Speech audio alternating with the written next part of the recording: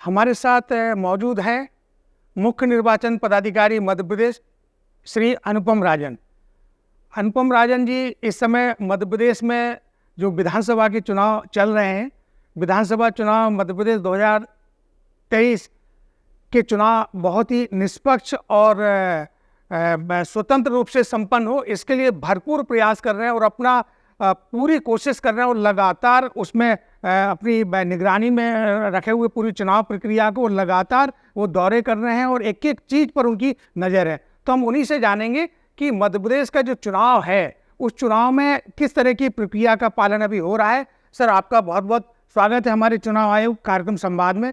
तो सर, ये जो चुनाव की जो प्रक्रिया जब चालू होती है तो सबसे पहले चुनाव के क्षेत्र में जो राजनीतिक दल शामिल होते हैं उनके लिए मॉडल कोड ऑफ कंडक्ट यानी कि आदर्श आचार संहिता बहुत ही महत्वपूर्ण होती है। तो उस संदर्भ में बताएं कि वो राजनीतिक दलों के ऊपर किस तरह से प्रभावी होती है।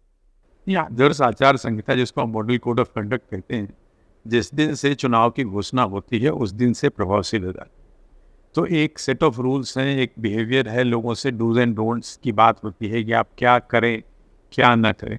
तो जो राजनीतिक दल होते हैं या जो कंटेस्टिंग कैंडिडेट्स होते हैं उनसे अपेक्षा है कि कौन सा व्यवहार या कौन सी चीज़ उनको करनी चाहिए, कौन सी नहीं करनी चाहिए। इसमें बहुत सारी चीज़ें हैं, जैसे हम लोग कितने वाहनों के साथ आपको चलना चाहिए, जब आप नॉमिनेशन पेपर दायर करने जाते हैं तो उसमें कितने लोग होने चाहिए, किन किन जब आप प्रचार प्रसार करते हैं तो उसमें किन किन बातों का ध्यान रखना चाहिए। इस तरह की तमाम सारी चीज़ें हैं जिस पर कार्रवाई होती है।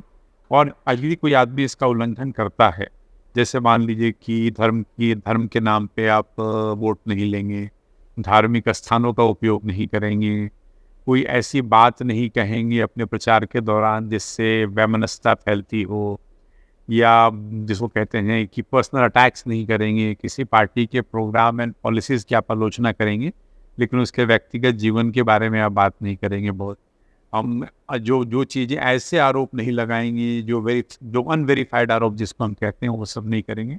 तो एक सेट ऑफ रूल्स हैं जिनका पालन करने की अपेक्षा सभी पॉलिटिकल पार्टी से और कैंडिडेट से की जाती है, और यदि कहीं इसका उल्लंघन मिलता है तो फिर उसमें नियमानुसार कार्रवाई। सर, चुनाव आयोग ने चुनाव के दौरान जो है ना, बहुत सारे जो डिजिटल मीडिया केंद्र थे, आईटी जिसको कहते हैं, उसके तहत बहुत सारे कामकाज चालू किए हैं, जैसे कि सी विजिल ऐप है, सुविधा ऐप है, या क्यूलेस सिस्टम है, या एनकोर सिस्टम है। तो ये किस तरह से राजनीतिक दलों की निगरानी करता है और किस तरह से आम मतदाता और जनता को सपोर्ट करता है। नहीं, जैसे हम देख ही रहे हैं हमारे जीवन में लगातार तकनीक का प्रयोग या उपयोग बढ़ता जा रहा है। तो जैसे सी विजिल ऐप है, C vigil app basically citizen के लिए ऐप है, तो सिटीजन विजिल ही कहते हैं सर। मतलब लोकतंत्र की प्रक्रिया में जो भागीदार है, जो सबसे बड़ा स्टेक होल्डर कह लें, स्टेक होल्डर में ही जो उसकी बैकबोन या फाउंडेशन है, जो मतदाता है, जो नागरिक है, वो स्वयं निगरानी करे कि जो व्यवहार या आचार विचार जो अपेक्षा की गई है दलों से, उसका पालन हो रहा है कि नहीं हो रहा है। तो सी विजिल के ऐप के माध्यम से कोई भी व्यक्ति व्हाट्सएप के माध्यम से, मैसेजेस के माध्यम से, वीडियोस के माध्यम से शिकायत दर्ज करा सकता है, और जो भी शिकायत प्राप्त होती है उसका 100 मिनट में निराकरण किया जाता है। तो वो कई बार ये भी है कि यदि व्यक्ति अपनी पहचान गोपनीय रखना चाहता है, अपनी पहचान उजागर नहीं करना चाहता, तो वो बिना पहचान बताए भी शिकायत कर सकता है।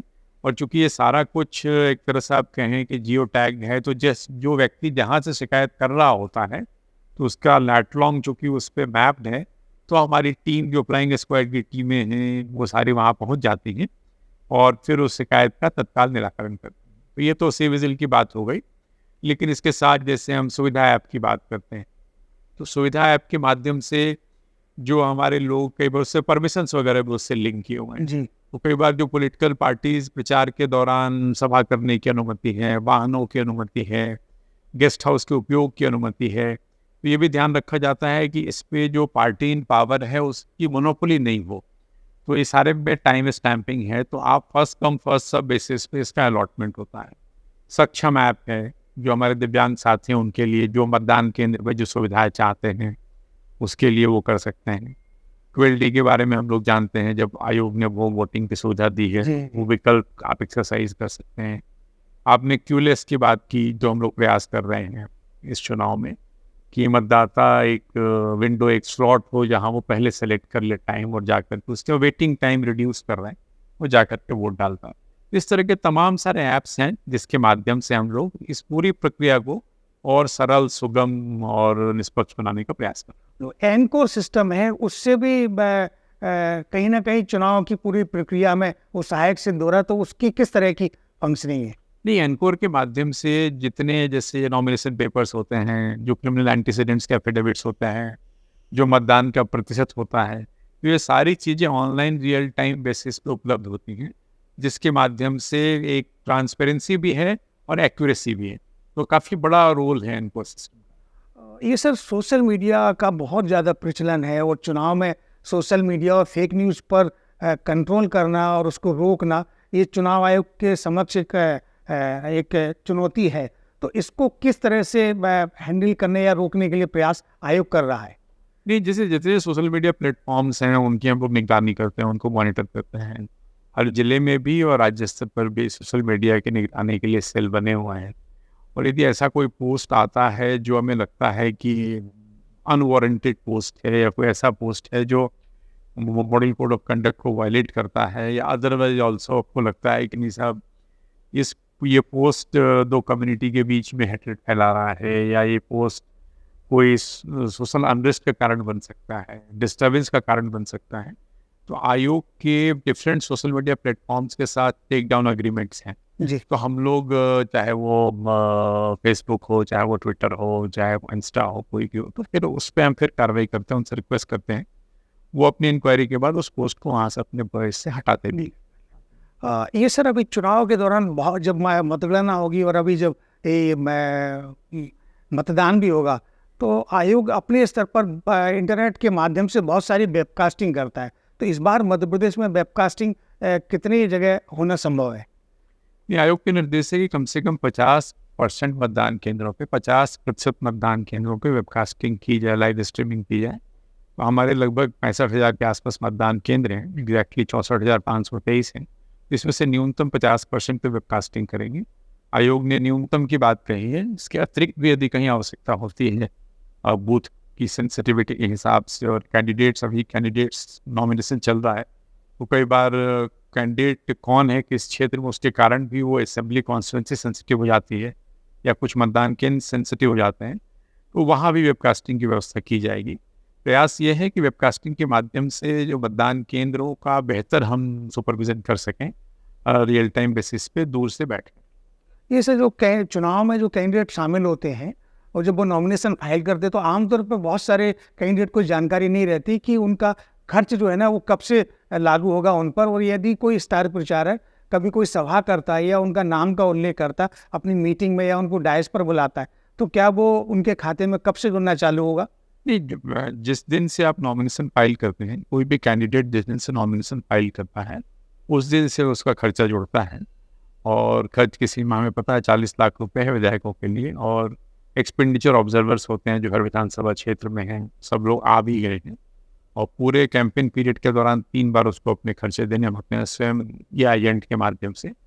और उन जो खर्चा वो बताते हैं उसको हमारी टीम जो होती है वो भी उसका एक हिसाब किताब रखती है, एक शैडो रजिस्टर होता है, हर जिले में रेट कार्ड्स बने हुए हैं, फिर उसको मैच करते हैं। यदि हमें ऐसा लगता है कि जो खर्च बताया गया है वो कम करके बताया गया है, अंडर एस्टिमेशन है, तो फिर हम कैंडिडेट को नोटिस दिया जाता है और 48 घंटे में उससे अपेक्षा की जाती है कि वो उसको एक्सप्लेन करेगा, और फिर फाइनल उसके बाद उसका खर्चे का हिसाब उसको रखते हैं। मतलब वेरिफिकेशन का मैकेनिज्म है। बिल्कुल मैकेनिज्म। जी जी। सर बस अंतिम 2 सवाल कि चूंकि इस चुनाव की प्रक्रिया में बहुत सारे लोगों का योगदान और निष्पक्ष और स्वतंत्र चुनाव के लिए जरूरी है, तो एक मध्य प्रदेश के मतदाताओं के लिए, नागरिकों के लिए और मीडिया के लिए आपका संदेश या अपील क्या है?